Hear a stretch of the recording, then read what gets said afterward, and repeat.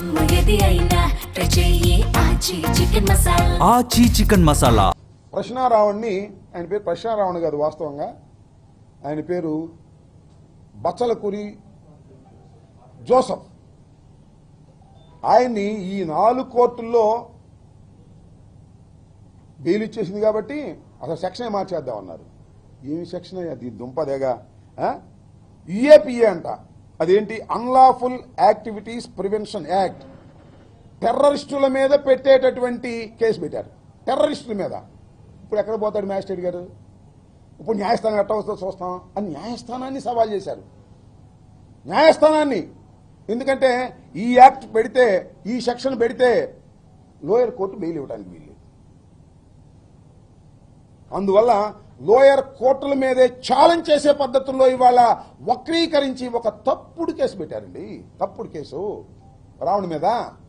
రావణ్ మా వాడు కాకపోవచ్చు, మా పార్టీ కాకపోవచ్చు, వాళ్ళ సతీమణి చెప్పింది మాకు ఏ పార్టీతో సంబంధం లేదు అని. ఇలాంటి తప్పుడు కేసు పెట్టి ఉగ్రవాదుల మీద పెట్టేటటువంటి కేసుని ఒక యూట్యూబర్ మీద మిమ్మల్ని ప్రశ్నిస్తున్నారనే ఉద్దేశంతో మీరు పెడితే మేము చూస్తూ ఊరుకోవాలా? వైఎస్ఆర్ కాంగ్రెస్ పార్టీ ఈ తప్పును తప్పు అని అనకూడదా? తప్పును తప్పు అంటాం. అతనుకు అన్యాయంగా కేసులు పెడుతున్నారు కాబట్టి మా వైపు నుంచి కోరితే లీగల్ యాక్షన్, లీగల్ సపోర్ట్ కూడా చేస్తామని జగన్మోహన్ రెడ్డి గారు చెప్పడం జరిగిందని మనం చూస్తున్నాం. కాబట్టి ఇవాళ ఒకసారి చూసినట్లయితే మీరు, కేవీఆర్ మా పార్టీ కాదు, రావణ్ మా పార్టీ కాదు, చచ్చిపోయి బూడిదైపోయినటువంటి సాయికృష్ణ మా పార్టీ కాదండి. ఆయన జనసేన.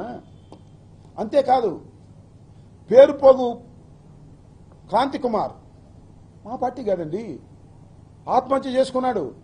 పోలీస్ హెరాస్మెంట్కి భరించలేక ఆత్మహత్య చేసుకున్నాడు. అతను మా పార్టీ కాదు, తెలుగుదేశం. తెలుగుదేశం రావాలి రావాలి రావాలి అని, చంద్రబాబు ముఖ్యమంత్రి కావాలి కావాలి అని దేశమంతా తిరిగాడు నాన్న. మా పార్టీ కాదు. ఇటు వదిలేస్తామా? మానవ హక్కులు అరించిపోతున్నప్పుడు, పోలీసు యంత్రాంగం దుష్ట ప్రయత్నం చేస్తున్నప్పుడు, ప్రభుత్వం చేతిలో కీలుబొమ్మల్లాగా పోలీసులు వ్యవహరించి ఏ కేసు పెడితే ఆ కేసు పెట్టేసే కార్యక్రమం చేస్తున్నప్పుడు, బాధితుల్ని ముద్దాయిలు చేస్తున్నప్పుడు వైఎస్ఆర్ కాంగ్రెస్ పార్టీ చూస్తూ ఊరుకోదు. వారికి రక్షణగా వస్తుంది. అతను తెలుగుదేశం కావచ్చు, అతను జనసేన కావచ్చు, అతను ఏ పార్టీకి చెందినవాడు కావచ్చు, ఒక అన్యాయం సమాజంలో జరుగుతున్నప్పుడు వెలుగెత్తి చాటవలసినటువంటి బాధ్యత 5 సంవత్సరాలు ఈ రాష్ట్రాన్ని పరిపాలించినటువంటి ఒక రాజకీయ పార్టీగా, 40% ఓన్ బ్యాంక్ కలిగినటువంటి రాజకీయ పార్టీగా, ఒక చైతన్యవంతమైన రాజకీయ పార్టీగా ఖచ్చితంగా ఈ తప్పుల్ని ఖండించడానికి ప్రయత్నం చేస్తుంది. ఇవాళ రావణ విషయంలో కూడా అన్యాయంగా, అక్రమంగా ఎక్సెస్ యాక్షన్ చేస్తున్నారు. కేసు పెట్టండి, తప్పులేదు. కేసు పెట్టండి, కోర్టు ప్రొడ్యూస్ చేయండి, బెయిల్ చేస్తే పంపించేయండి, మళ్ళీ వాయిదాలు పిలవండి. అట్ట కాదంట, కేసు మీద కేసు, కేసు మీద కేసు, కేసు మీద కేసు, కేసు మీద కేసు. చివరికి ఇప్పుడు ఎక్కడ చల్లబడ్డారంటే, రావణ్ణి నెల్లూరు సెంట్రల్ జైలుకి పంపించిన తర్వాత అమ్మాయ ఇక చంద్రబాబు నాయుడు గారు, లోకేష్ గారు అప్పుడు నిద్రపెట్టినట్టుంది. ఎన్నాళ్ళు పెడతారయ్యా? నాకు అర్థం కాలేదు. ఎన్నాళ్ళు పెడతారు రావణ్ణి? తప్పుడు కేసులు పెట్టి జీవితాంతం లోపల పెడతారా? బయటికి రాడా? ఎంత ప్రాముఖ్యత ఇచ్చారు? సమస్యలు ఎన్నున్నాయి ఈ రాష్ట్రంలో. ఈ సమస్యలన్నీ వదిలేసి రావణు, కేవీఆర్ ఇలాంటి సోషల్ మీడియా యాక్టివిస్టుల్ని కట్టడి చేసే కార్యక్రమం నేను తెలియగలుగుతానండి.